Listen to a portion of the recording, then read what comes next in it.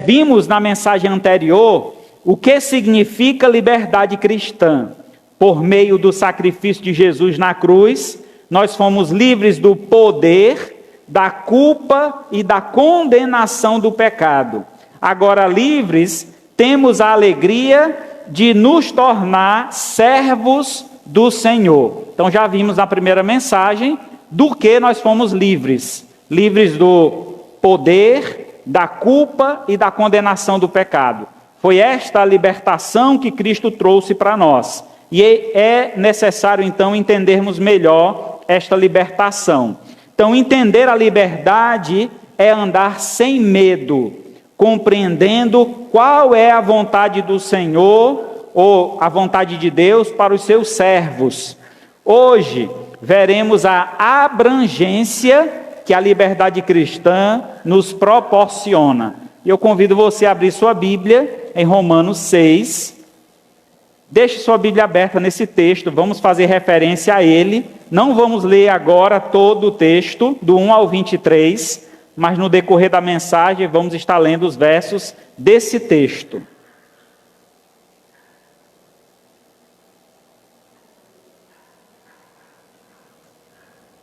Romanos 6, do 1 ao 23, é o nosso texto base. Romanos 6, do 1 ao 23. Nesse capítulo de Romanos, veremos então Paulo explicando com clareza a vitória e os benefícios que a liberdade cristã nos proporciona. Primeiramente, vejamos que a liberdade cristã nos proporciona vitória na vida. Essa é a primeira parte do texto, do verso 1 ao 4. Vejamos que liberdade é essa. A liberdade cristã nos proporciona essa vitória. Diz assim o texto, Romanos 6, do 1 a 4. Que diremos então? Continuaremos no pecado para que a graça aumente ainda mais? De modo nenhum. Como viveremos ainda no pecado nós, que já morremos para ele? Ou será que vocês ignoram que todos nós que fomos batizados em Cristo Jesus, fomos batizados na morte? Fomos sepultados com ele na morte pelo batismo, para que, como Cristo foi ressuscitado dentre os mortos, pela glória do Pai, assim também nós andemos em novidade de vida. Nossa vitória na vida, irmãos, é ter a oportunidade de viver uma vida nova. Penso eu e acredito que cada um de vocês, em algum determinado momento da vida, já pensou: se eu tivesse a oportunidade de fazer diferente. Se eu tivesse a oportunidade de viver uma nova vida. E é justamente isso que Cristo traz por meio da liberdade cristã. Ele nos dá a oportunidade de vivermos uma nova vida. Isso é vitória na vida. Vivermos, apagar a nossa velha vida ou a nossa velha história, e Deus então nos dá um livro novo em branco para escrevermos uma nova história. E essa história, sim, sendo escrita diante da vontade de Deus, para que nós então cumpramos e façamos aquilo que é do agrado do Senhor. O testemunho aqui, transmitido através da mensagem, da palavra, traz uma referência então ao sacrifício de Cristo, que Cristo morreu na cruz, e ele usa aqui a figura do batismo, que muitas vezes é mal interpretada e mal entendida. Então, o batismo nada mais é do que uma ilustração, uma figura de que o homem está morrendo para o mundo e renascendo para Deus. Pastor, mas Cristo morreu para o mundo? A ideia se aplica para nossas vidas. Aquele que se achega a Cristo, morre para este mundo, para que então possa viver para o Senhor. Então, nós precisamos vencer a vitória da vida, que é justamente viver esta nova vida, andar em conformidade com a vontade do Senhor. Aqui no texto, no verso 3, ele diz, antes disso, ele começa dizendo: o que diremos? Se continuaremos no pecado para que a graça aumente ainda mais? A pergunta retórica que é feita aqui a resposta é de modo algum, de maneira nenhuma, de nenhuma outra forma. Pensemos nós, porque estamos salvos, porque somos livres, possamos fazer o que quiser da nossa vida. Isso jamais passe pela nossa mente ou pela nossa cabeça. De modo nenhum. Pelo contrário, como viveremos ainda no pecado, nós que já morremos para ele? Então a vida de um cristão, a vida de um crente, não deve ser mais pautada na prática do pecado. Ele não deve mais viver para o fim de satisfazer os desejos da sua carne. Pelo contrário, o seu desejo deve ser sempre a glória de Deus e satisfazer a vontade do seu Senhor. Continuando, ele diz: ou será que vocês ignoram que todos nós fomos batizados em Cristo, fomos batizados na sua morte? Aqui o batismo na morte, aquela simbologia que eu acabei de afirmar, de alguém que está em Cristo, morre para o mundo e renasce para Deus. Assim como Cristo morreu e ressuscitou, nós também acontece o mesmo, de uma forma simbólica. Nós não morremos literalmente, corporeamente, mas morremos no sentido espiritual. Quando pecamos, nos afastamos de Deus. Mas a partir do momento que o Espírito Santo fala ao nosso coração, e então compreendemos o seu querer, a sua vontade, nos rendemos aos pés de Cristo, o recebendo como Senhor e Salvador de nossas vidas. A partir daí, passamos a ter uma nova vida em Cristo Jesus. É justamente o que diz 2 Coríntios 5,17.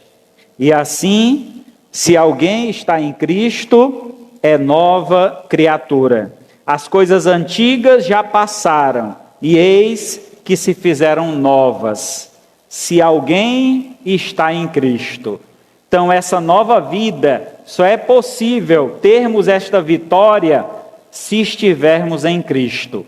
Por isso a necessidade de vivermos na prática da justiça, na prática da fé, na prática da obediência à palavra de Deus, para que então tenhamos vitória nesta vida. Em segundo lugar, a liberdade cristã nos proporciona vitória sobre o pecado. Vimos então que a liberdade é quando Cristo nos liberta dos poderes do pecado, da culpa do pecado e da condenação do pecado, mas também, por meio de Cristo e por meio da libertação do cristão ou da liberdade cristã, nós temos vitória sobre o pecado. Versos 5 a 7. Aí do texto de Romanos 5 a 7. Porque fomos unidos com ele na semelhança da sua morte, certamente o seremos também na semelhança da sua ressurreição. Sabendo isso, que a nossa velha natureza foi crucificada com ele, para que o corpo do pecado seja destruído e não sejamos mais escravos do pecado, pois quem morreu está justificado do pecado. Ora, se já morremos com Cristo, cremos também que viveremos com ele. Então, esta vitória sobre o pecado é a morte da velha natureza. O velho homem que se refaz. O velho homem, então, que é preciso morrer para nascer uma nova criatura. Nós temos uma expressão, bastante comum e conhecida, que é da metamorfose, a transformação da lagarta para uma borboleta. Então, essa transformação que ocorre com o cristão, no sentido de que ele ele tinha uma natureza, tinha uma forma, e ele passou a ter agora uma nova forma.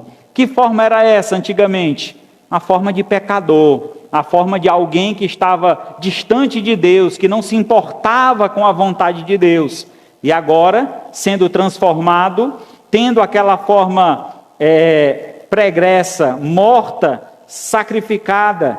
Agora então nasce um novo cristão, um novo homem, e essa nova forma é que vai ditar o novo viver e as novas práticas. No texto, então, ele usa a expressão que nós estamos unidos com Cristo. E essa união é na semelhança de sua morte. Assim como Cristo morreu, nós também morremos para este mundo, nós também morremos para nós mesmos. Não vivemos mais para nós mesmos. Esta vida passada deve ser deixada de lado, abandonada, esquecida, para que então possamos viver esta nova vida, assim como Cristo veio restaurado, transformado, assim como ele veio glorificado, assim também nós seremos glorificados através do Espírito Santo de Deus. Então, esta velha vida tinha como natureza e prática a escravidão, é o que diz aqui no verso 6. Sabendo isso, que a nossa velha natureza foi crucificada com ele, para que o corpo do pecado seja destruído, e não sejamos mais escravos do pecado. Então é necessário fazer morrer a velha natureza. E como é isso, pastor? Como é que funciona isso? Entendemos, irmãos, que o homem ele é composto por duas partes, a parte espiritual e a parte material, corpo e espírito. Aquilo que você alimenta mais será mais forte, e é necessário então que nós alimentemos o nosso espírito para que tenhamos forças para vencer a carne, vencer o nosso corpo, porque o corpo ele milita contra o espírito, o corpo deseja as práticas mundanas, porque nós vivemos muito tempo nessa prática. Usando aqui, me colocando como um exemplo aqui para entendermos essa questão, né? Eu passei 20 anos da minha vida servindo ao inimigo, com a minha vida entregue nas mãos do inimigo, fazendo a vontade dele. E aí tenho agora 25 anos fazendo a vontade de Deus. Louvado seja Deus por isso, graças a Deus por isso. Então a mudança de quem me conhecia antes e de quem me conhece hoje é grande. As pessoas olham para mim e dizem: rapaz, como você mudou? Como você está diferente? E todo cristão, certamente, vai ser reconhecido, vai ser visto essa diferença nele. Por quê? O processo de maturidade cristã é justamente fazer a cada dia o velho homem morrer. E aí quando vem aqueles flashbacks do velho homem, né? Quando você de vez em quando solta ali um palavrão sem querer, de vez em quando tem uma música do mundo que vem na cabeça e você quer cantar, lembrando do tempo antigo. E aí é nessa hora que o Espírito deve falar mais alto, né? Repreender-nos e dizer: te aquieta aí, tu já morreu, não é mais para tu estar sentindo esses desejos, não. Quem está no controle é o Espírito Santo de Deus. Então não permita que você se entregue novamente às práticas passadas, aos desejos carnais. Faça morrer. E para eu fazer morrer o velho homem, eu preciso alimentar o novo homem. Eu preciso alimentar o meu espírito. E como é que eu faço essa alimentação? Através da palavra, da leitura da palavra, da busca pela presença de Deus, da comunhão com os irmãos. Como isso é importante, irmãos. Às vezes descartamos, achamos que podemos ser crentes sozinhos em casa, mas isso não é possível. Você fica um tempo firme ali, orando, lendo a Bíblia, mas com o tempo isso vai fraquejando e chega um ponto que você se apaga totalmente. Não tem mais desejo, não sente mais aquele prazer da leitura, do conhecimento, de aproximar-se de Deus. Então, por isso que é necessário, dia após dia, estarmos fortalecendo o nosso espírito, alimentando, para que ele possa, então, vencer o nosso velho homem, a nossa carne pecaminosa. Verso 6 diz: pois quem morreu está justificado do pecado. Se nós já morremos em Cristo, quer dizer, juntamente com Cristo, o velho homem morreu, fomos justificados, fomos declarados justos. Nenhuma condenação mais há para os que estão em Cristo Jesus. Por isso que vale a pena a gente realmente confiar, acreditar, depositar toda a nossa fé no Senhor, receber esta mensagem, praticá-la no nosso dia a dia, justamente porque é por meio dela que nós somos justificados, por meio de Cristo, por meio do seu sangue, por meio da sua palavra. Recebemos então esta palavra que nos traz a garantia de que o Senhor nos perdoa de todos os nossos pecados. Colossenses capítulo 3, verso 5, depois o verso 8 e 9. O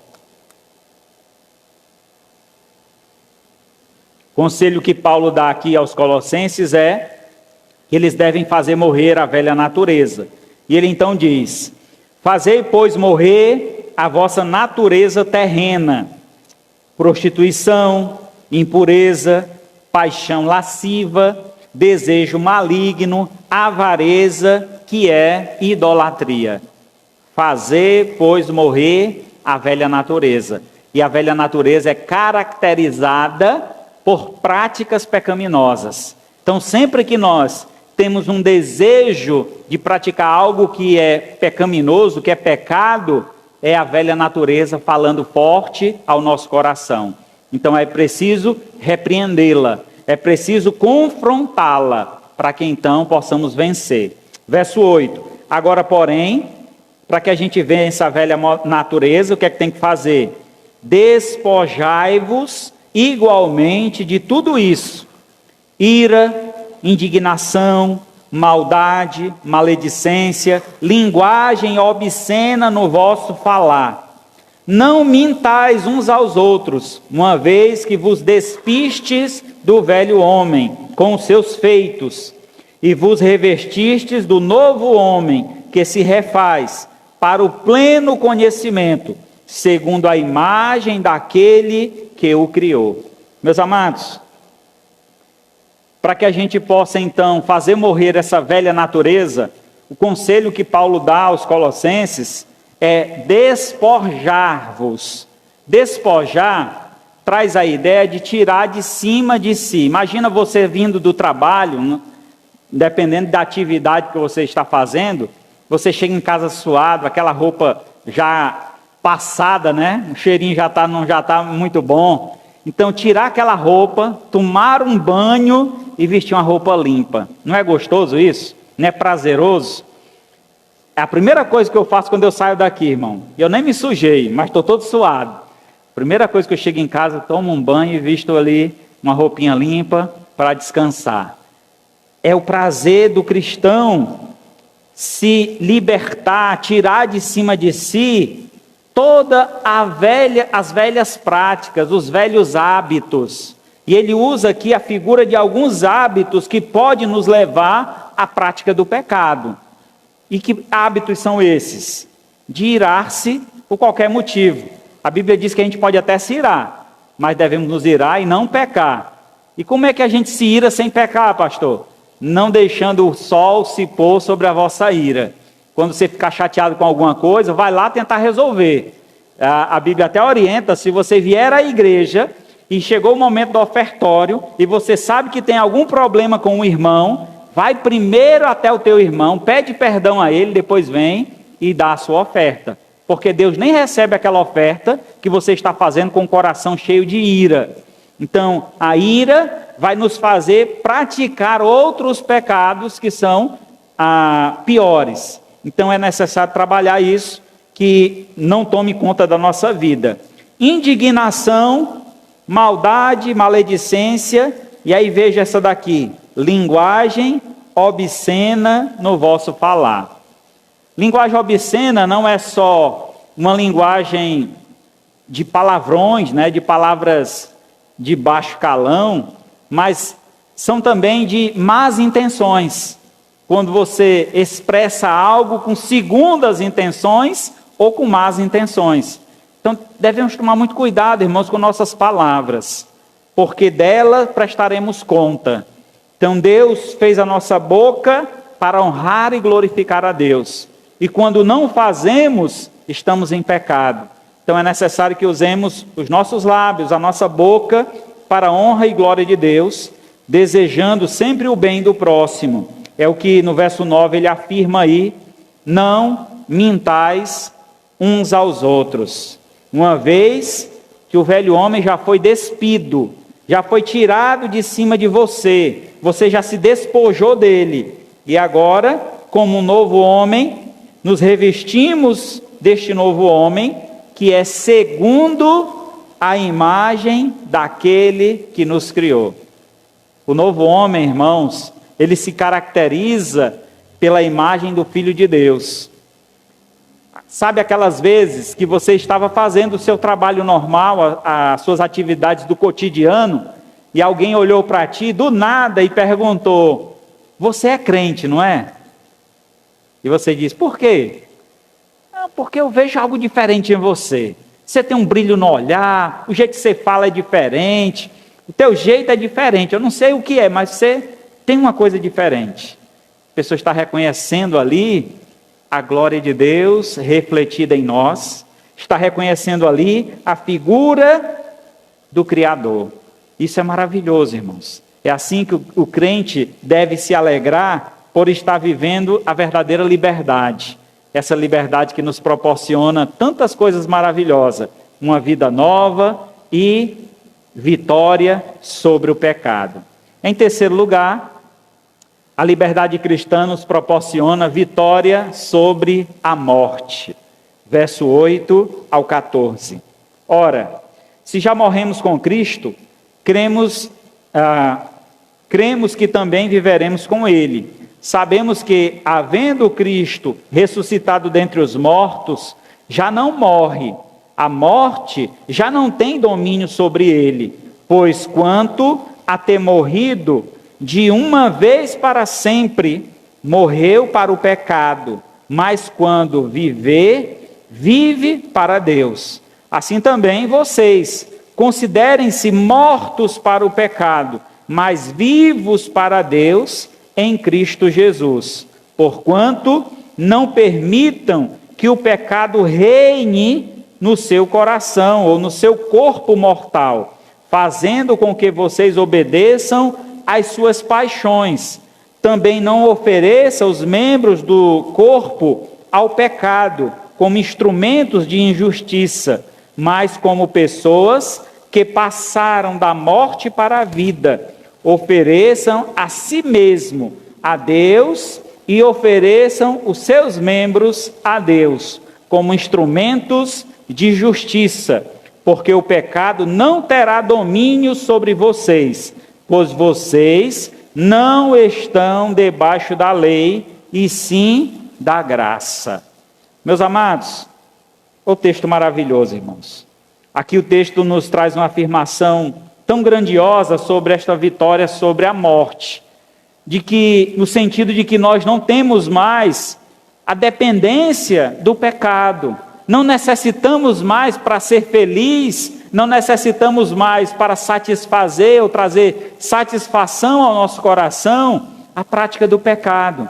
Toda a nossa felicidade consiste em agradar a Deus, em satisfazer a vontade do Senhor, porque estamos ligados a Ele, somos um só com Ele. Nesse texto aqui, no verso 10, ele diz: portanto, quanto ao ter morrido de uma vez para sempre, morreu para o pecado. Jesus aqui, o seu sacrifício foi perfeito, não há necessidade de um novo sacrifício.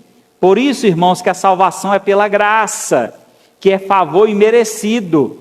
Uma vez só, Cristo morreu por todos, e por meio do sacrifício de Cristo, todo aquele que nele crê tem a vida eterna. Os que não creem, permanece sobre eles a ira de Deus. Então a nossa crença, a nossa fé, a nossa confiança no Senhor é justamente sobre o sacrifício suficiente de Cristo. Então, este sacrifício foi suficiente para nos perdoar de todos os nossos pecados. Sendo assim, nós, entendendo este sacrifício, devemos também nos sacrificar por ele, não para alcançar salvação, mas para honrar e glorificar o seu nome. É o que diz então o texto.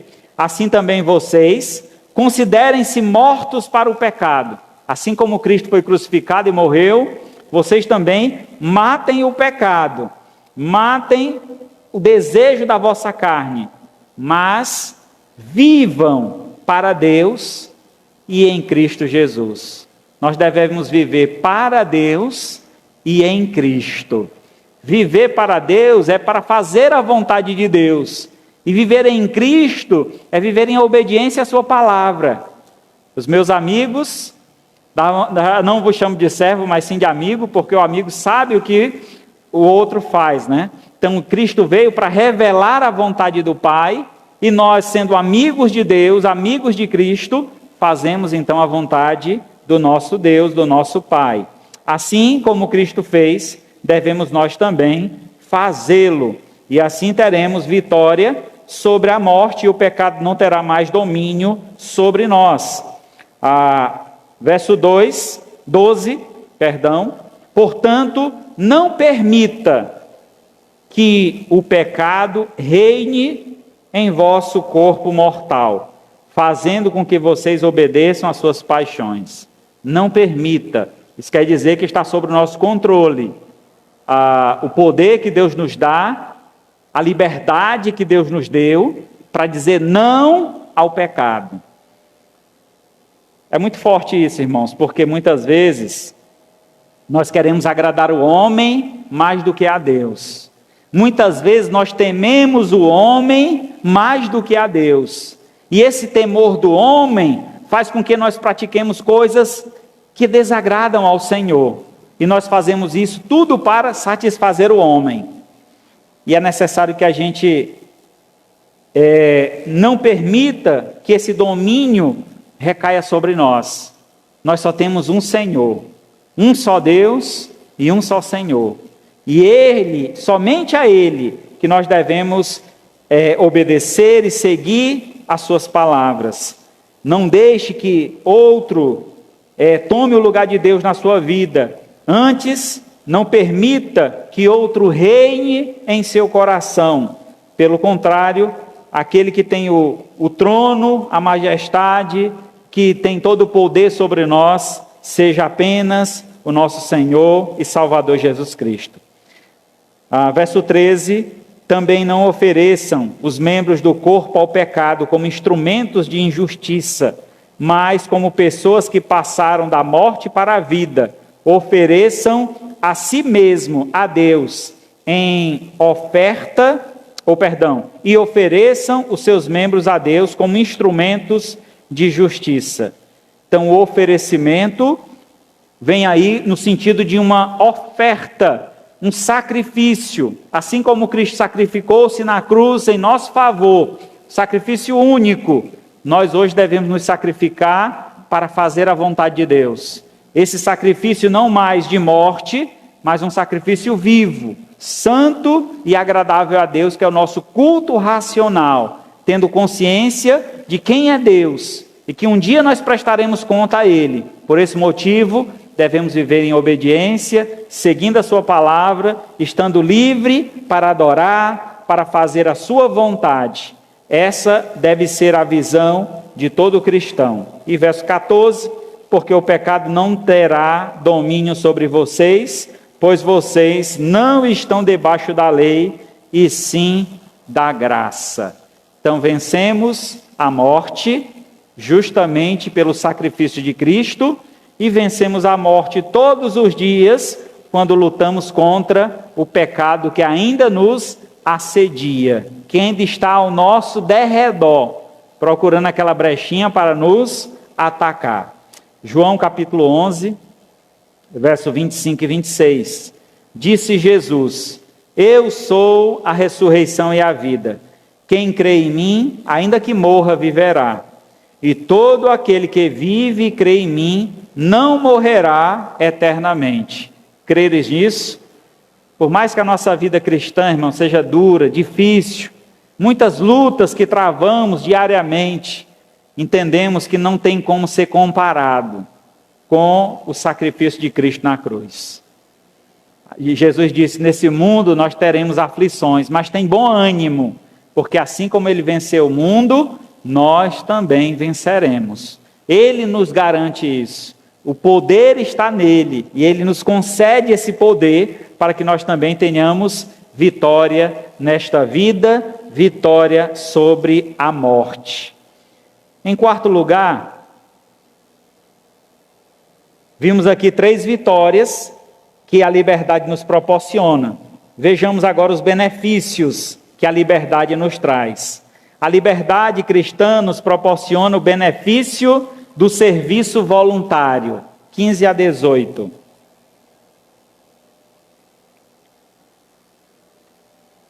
E então, haveremos de pecar porque não estamos debaixo da lei, sim da graça? De modo nenhum. Será que vocês não sabem que ao se oferecerem como servos para a obediência, vocês são servos daquele a quem obedecem, seja do pecado que leva à morte, ou da obediência que conduz à justiça. Mas graças a Deus, que tendo sido escravos do pecado, vocês vieram a obedecer de coração a forma de doutrina que foram entregues. E uma vez libertados do pecado, foram feitos servos da justiça. Então, temos nós recebido do Senhor a liberdade. Só que uma vez tendo reconhecido o favorecimento divino, a alegria do cristão em saber a condição dele pregressa de uma vida condenada ao inferno, e tendo sido reconhecido e salvo pelo Senhor, temos hoje então uma vida eterna prometida e uma vida ainda nesta terra para a honra e glória de Deus. Devemos entender que o maior benefício, ou um dos maiores benefícios que nós recebemos, é poder servir ao Senhor. É motivo de grande alegria, irmãos. Nos tempos antigos é porque nós não vivemos mais na monarquia, né? Mas quando existiam os reis e algum plebeu, alguém da nação, tivesse sido convidado para trabalhar no palácio, para servir o rei, era um privilégio. A família daquela pessoa se sentia privilegiada, se sentia muito feliz. Ah, o meu filho trabalha no palácio. Nós temos, irmãos, esse privilégio de servir o Rei dos Reis e Senhor dos Senhores. E esta deve ser um motivo da nossa alegria de poder contemplar a graça de Deus, servir a Ele com tudo que temos e com tudo que somos. Esta alegria então deve reinar em nosso coração, e esse serviço deve ser completamente voluntário. Até porque todo o preço já foi pago. Cristo já nos comprou, pagou alto preço e caríssimo o preço para nos salvar, e Ele ainda nos garante que se nós o servirmos e obedecermos a sua palavra, teremos um reino nos céus, onde reinaremos juntamente com Cristo. Nós não fomos apenas chamados a servir nesse castelo, nesse palácio, nesse reino, mas somos chamados para reinar juntamente com Ele. Isso é graça, irmão, favor imerecido. Nem eu, nem você merece essa graça. Então estejamos contentes com esse benefício que nos é dado, e então façamos esse trabalho voluntariamente, com muita satisfação e alegria. Salmos 54, 6. Oferecer-te-ei voluntariamente sacrifícios. Louvarei o teu nome, ó Senhor, porque é bom. A bondade de Deus deve nos motivar a cada dia, saber que Ele foi bom para conosco, tem nos concedido tanta graça, tanto favor, e esse motivo deve então permear o nosso coração, alegrar a nossa vida, para que nós possamos voluntariamente, todos os dias, nos sacrificar para Deus, dar o nosso melhor para o Senhor, porque é isso que Ele merece, o melhor que nós pudermos dar a ele. Então, o primeiro benefício, o serviço voluntário. Segundo benefício, então a liberdade cristã nos proporciona o benefício da santificação progressiva. O verso 19 a 21. Falo em termos humanos por causa das limitações de vocês. Assim como ofereceram seus membros para que fossem escravos da impureza e da maldade, que leva à maldade, assim ofereçam agora os seus membros para que sejam servos da justiça, para a santificação. Porque quando vocês eram escravos do pecado, estavam livres em relação à justiça. Naquele tempo, que frutos vocês colheram? Somente as coisas de que agora vocês se envergonham, porque o fim delas é a morte. Este benefício, que é o benefício da santificação progressiva, é um benefício interessante, que uma vez fomos escolhidos por Deus, e uma vez escolhidos fomos salvos, esta escolha também é uma escolha de separação. A palavra santo significa separado, algo que foi tirado de um meio e colocado em um outro com exclusividade. A partir de agora, você é exclusivo de Deus. Então nós devemos entender que a santidade nada mais é do que ter uma vida separada para Deus, uma vida exclusiva para o Senhor. E aí ele chama a nossa atenção no decorrer do texto aqui, dizendo que quando nós estávamos no mundo, nós tínhamos uma prática, e a prática do mundo era nos entregar por completo. Nós nos entregávamos ao pecado. Imaginemos, irmão, pessoas que vêm de outras cidades, aqui para a nossa cidade, Aracati, para passar esse período de carnaval. Já ouvi assim de pessoas que ficam 20 pessoas numa casa que não cabe 5. E aí fica aquela multidão de gente, sem estrutura, dormindo no chão, fazendo todo o sacrifício, às vezes virando noite, nem dorme, dia e noite acordado, e aí é um sacrifício imenso para satisfazer o quê? A carne, o pecado, o mal. E aí, tal pessoa como essa, é separada por Deus, escolhida para servi-lo, separada como um servo de Deus, e aí se torna um crente melindroso. Ah, rapaz, isso aí não dá para mim. Esse horário não dá não, pastor. Não tem outro horário não, pastor? Não, esse evangelismo de tarde, no sol quente, não dá para mim. Aí começa a botar dificuldade. Para ele tudo é difícil. Meu irmão, se você é um crente, se você é um servo de Deus, você tem que rever a sua vida. Porque você se sacrificava lá fora para satisfazer a vontade da tua carne. E que tipo de sacrifício você tem oferecido para Deus? Você hoje é de Deus, exclusivo de Deus. Só que muitas vezes nós colocamos prioridades acima de Deus, outras prioridades. Não, eu tenho o meu curso, eu tenho minha academia, eu tenho isso, eu tenho aquilo, e a gente vai botando outras prioridades acima de Deus. Lembremos, irmãos, que Deus deu o melhor que Ele tinha por nós, seu próprio Filho, para morrer na cruz. Cristo, estando aqui neste mundo, Ele priorizou a vontade de Deus em todo momento. Ele deixou de comer para fazer a vontade do Pai. Lembra da mulher samaritana? Mestre, come? Não, a minha comida é satisfazer a vontade do meu Pai. Ele deu prioridade a Deus, e comida é uma coisa necessária do corpo. E às vezes, irmãos, não é nem necessário algo que nós colocamos diante de Deus. Nós poderíamos viver sem, poderíamos deixar para outro horário, para outro dia, para outro momento, e priorizar as coisas de Deus. Então, o texto nos afirma isso. Ele diz então aqui no verso 19. Falo em termos humanos por causa das limitações de vocês. Assim como ofereceram seus membros para que fossem escravos da impureza e da maldade, que leva à maldade, assim ofereçam agora os seus membros para que sejam servos da justiça para a santificação.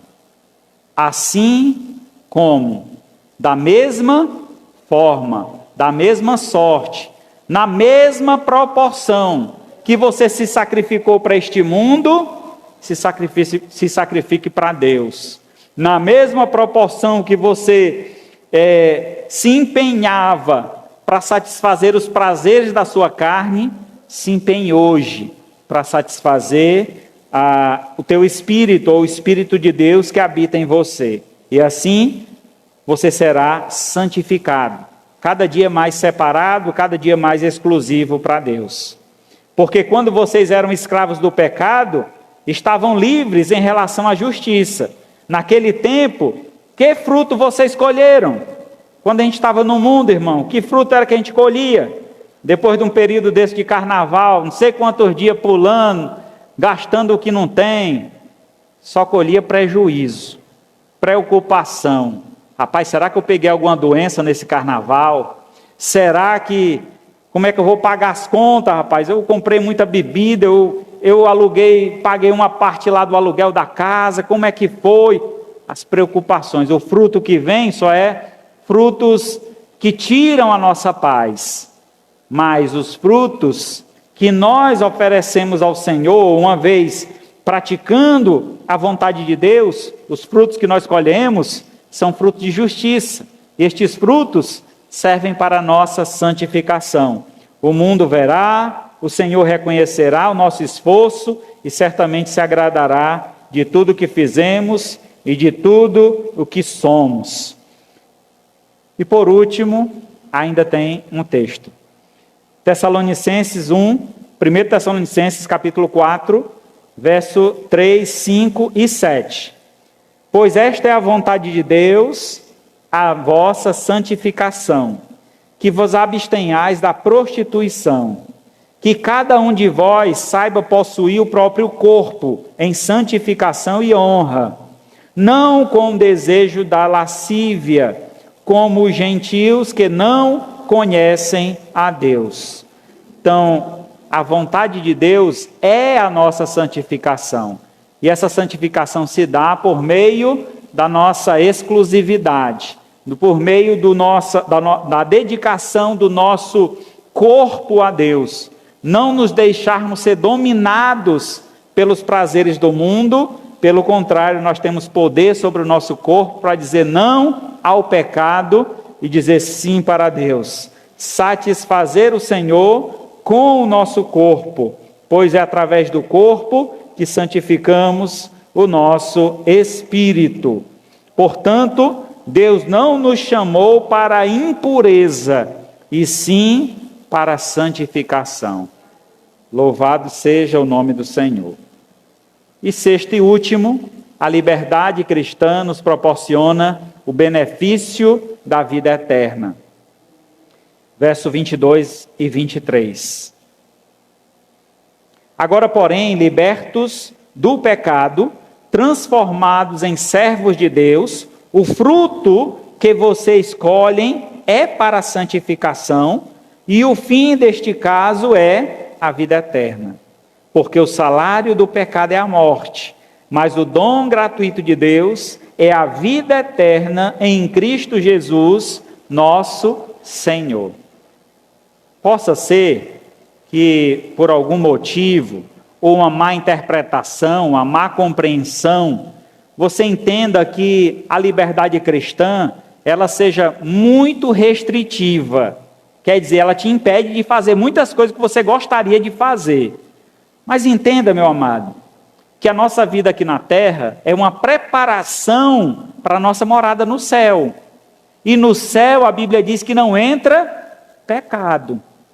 E se eu vivo aqui e continuo vivendo na prática do pecado, eu não estou me preparando para morar no céu. Eu tenho que cada dia mais me abster do pecado, me afastar dele. Ele vai estar sempre a me rodear vou estar sempre ainda sofrendo tentações, mas é no poder do Espírito, na busca da santificação, que eu vou reprimir esse desejo, para que então eu esteja vivendo aqui num preparatório para o céu. É interessante quando a gente está se preparando, por exemplo, a moça vai se preparar para o casamento. É no mesmo dia, assim, faltando 1 hora para casar, que ela vai se ajeitar. Igual você veio para a igreja hoje, rapaz, já é 6 horas, vou me ajeitar para ir para a igreja, né? Tem gente que pensa assim, ó, o culto começa às 6. Aí ele olha no relógio, eita, 6 horas, vou me ajeitar para ir para a igreja, né? 6 horas já é para estar na igreja, que o culto já está começando. Uma noiva também não se prepara em cima da hora. Ela tem toda uma preparação, às vezes uma semana antes. É cabelo que às vezes vai dar um grau, né? Dar um melhoramento. Aí tem a maquiagem, tem a escolha da roupa, a escolha da sandália. É um monte de coisa. Imagina, irmãos, nós somos a noiva de Cristo. Cristo está nos aguardando. Já está tudo preparado lá. O que está faltando é nós nos arrumarmos para nos encontrar com Cristo. É isso que está faltando. E essa preparação, essa purificação, é que nós precisamos então trabalhar na nossa vida para que estejamos prontos para o encontro com o Senhor nos ares. Enquanto isso, está o tempo passando e muitos estão esquecendo desta preparação. Muitos não estão nem ligando para isso. Irmão, Cristo te ama e deu a vida por ti. E o que é você está disposto a fazer por Ele? Então entenda isso. Ele tem uma promessa, que é a vida eterna que Ele nos oferece. Então todo sacrifício que fazemos aqui será recompensado. Porque o tempo que nós temos aqui nessa vida, como eu disse para vocês, né? Passei 20 anos da minha vida servindo ao inimigo, agora estou 25 anos servindo ao meu Deus. E pretendo passar a eternidade ao lado dele. Eu sinto que ainda há muito a mudar na minha vida, atitudes e muitas coisas precisam ser mudadas. Estou no processo de santificação. Eu preciso ser hoje mais santo do que eu fui ontem. Amanhã eu tenho que ser mais santo do que eu sou hoje. E assim o processo que nos aperfeiçoa e nos faz cada dia mais parecidos com Cristo. E assim, neste processo, temos reservado para nós esta garantia e esse benefício, que é a vida eterna, reservada nos céus. Porque diz o texto, o salário do pecado é a morte. Romanos 6, 23. Aquele que quer continuar na prática do pecado, o resultado disso que é a morte. Separação eterna de Deus. Mas, ele diz aqui, o dom gratuito de Deus é a vida eterna em Cristo Jesus, nosso Senhor. Se queremos realmente nos beneficiar da vida eterna, é necessário sim, uma vida de obediência, uma vida de fé, uma vida de submissão, uma vida de restrição. Nossa liberdade é restrita. Não existe liberdade plena. Não existe liberdade completa. Isso é libertinagem. Toda a nossa vida, em todos os âmbitos da vida, nós vamos ter limites. Você que é motorista, não pode, ao terminar este culto, pegar o seu veículo e sair daqui em disparada, sem olhar para placa nenhuma, cruzando todas as ruas, se vê um sinal, não respeitar o sinal e passar direto, porque o que vai acontecer? Certamente um acidente, você pode vir a óbito. É necessário obedecer às regras, os limites, e os limites que são impostos é para a nossa liberdade, para que a gente continue vivos e usufruindo desta vida. Por isso, Deus nos ama e nos dá certos limites. É o que nós vamos ver na próxima mensagem, no próximo domingo. Os limites da nossa liberdade.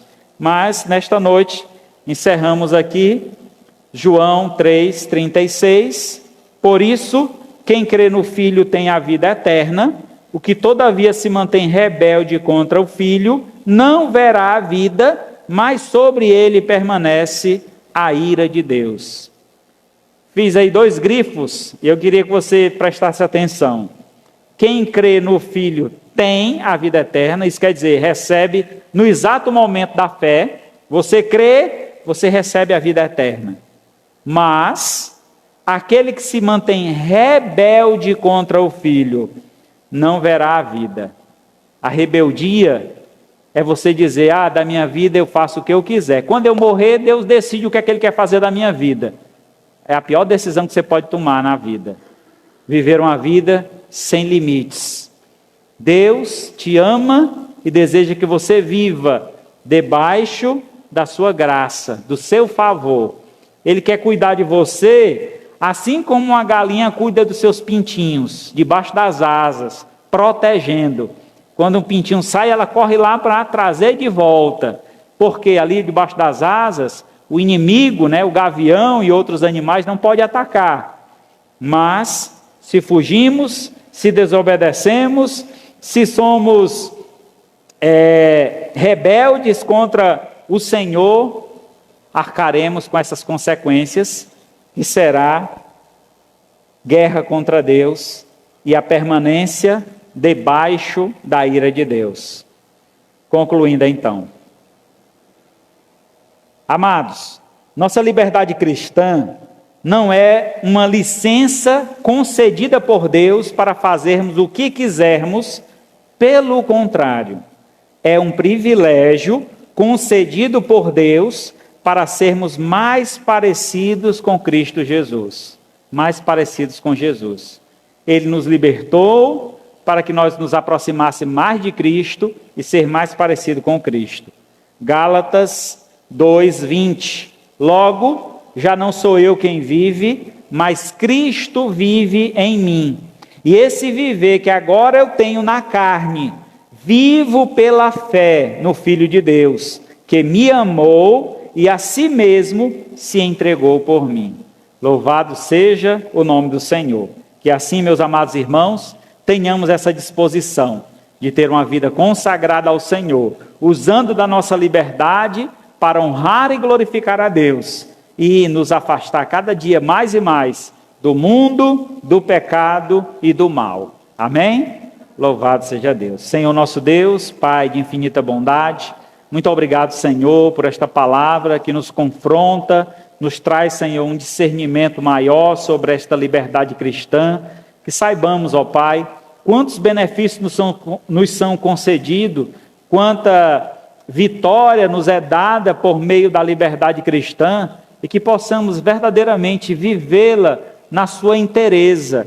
Não tenhamos, ó Pai, o desejo de voltar a nos escravizar no pecado. Pelo contrário, sejamos livres para te adorar, para te servir. Sejamos livres, ó Pai, para fazer a tua vontade em nossas vidas. E assim, ó Pai, ter a certeza, a garantia de que iremos habitar nos altos céus para toda a eternidade ao lado do Senhor. Ó Pai, nós te agradecemos por cada um que está conosco esta noite.